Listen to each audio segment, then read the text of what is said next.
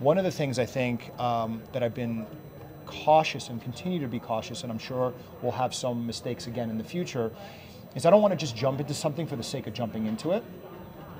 And we take our time. We decided not to do a Kinect game when everyone was talking about the Xbox platform with Kinect. You know, my thoughts immediately were like, well, what's the install base? Is it men or women? How many cameras are going to be sold? He decided. I was like, why are we not doing this? And then he said, it's just, again, you know, 95% are men. Yeah, and you know, we live in a world where everything happens very fast, and there's no gestation period anymore. And it's really important, if we want to have a long track record, that we've got to make sure that the decisions that we make are sound. Now, you know, the conversation about the 360 weight loss navigator system, this might take a minute for people to start to understand, but when you have the ability to see information that you generated that you know to be accurate, and you've gained a little success here and a little success there, you're more apt to stay motivated. And that's what the whole premise of our company is to inspire people to empower themselves. We take no credit for anything more than just giving you the tools to succeed. And that's really where the core of our business is. We never talk about, this is gonna make this much money. We talk about, there's a need in the market, or we can do this better. And we like to do things also on a scale where we want everyone on a global level to be able to consume it. So that's part of our mantra now, is really working, how do we get things out simultaneously? Because 25% of the world's money is in the United States, right? And we know from television that Jill's in all of these countries. So we're able to, you know, partners come to us and say, well, we have a sister company in Australia, or we're doing this in the UK, and we're starting to see that now specifically with our DVD and our publishing business, that we're coming out the gate simultaneously, and it works. What is the biggest mistake that you have made that you have learned from and still apply that lesson today? I would say let's use the word bullied, being bullied into situations by partners.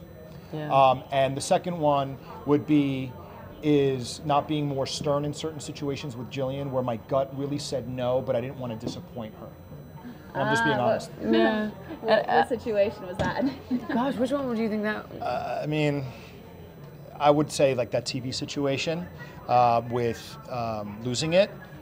In my gut, I knew it wasn't right, but you know, there's big pressures when you've got big network executives, and there's just a lot of artificial pressure out there that we've got to deal with. That situation, there were two situations where it was unfortunately rushed, and that's where we really learned that we need to take a minute, we need to take our time, that nothing's going to go away tomorrow, and that we don't need to succumb. So with losing it, it was, you know, we got this phone call, and it was, who the hell do you think you are? And we're going to rethink our whole relationship with her if it doesn't go down this way. And we both knew that the project wasn't ready to go, that it didn't have the proper prep time, that 6 weeks for weight loss wasn't enough.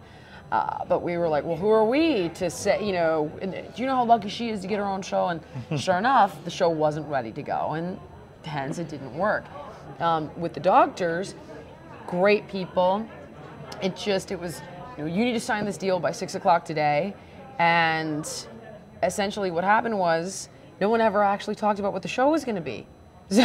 So when we got there, you know, they wanted me to do segments that worked for their audience, like segments on cankles or segments on communicable diseases with dogs. And that's great. I mean, that worked for their audience, but for me, I didn't want to do those kinds of segments. I wanted to do stuff on, you know, prisoners getting better food in prison than kids in school, in our public schools, and we just didn't. It's just, when I reference being more vertical, it's when, you know, Jill is big enough from a trajectory point of view that she can sustain herself. I mean, we've seen it with publishing, we've seen it with all these different assets we have. When you're a part of or a unit of something else and you don't have the creative control, it becomes very challenging when almost in every other aspect of your business you control it. So that's why for us now we're at a point where, like, let's take a beat, let's study, let's see what happens, and then there's a lot of innovation with IPTV. I mean, there's so many different things. So really, I think the lessons learned, I look at those lessons and I say, you know, I learned from it. I'll be better, I'll be stronger the next time around. But it's really understanding that we control and we dictate and we determine what we choose to market and bring to market. nobody else. Yeah. And if it doesn't pass our sniff test, it's not going to happen. Right. It's not from an egotistical No, point not of at view. all. It's just from a what's in your gut and what's in your heart. That's exactly right. And you know, there were That's right times when for you. it was a matter of fear. It was like, well, if we let this opportunity go, will we get another one? We should probably take it. And Right. so, and now I think we're both like, you know what, we don't need to do this anymore. Yeah. Exactly right. We'll take a minute, Yeah. make sure that it works for everybody involved, and make sure that we've really assessed it and flushed it out. And it's always been in that moment when we rush in and we do it out of pressure. And so I think we've got that down. Yeah. That won't happen So- again.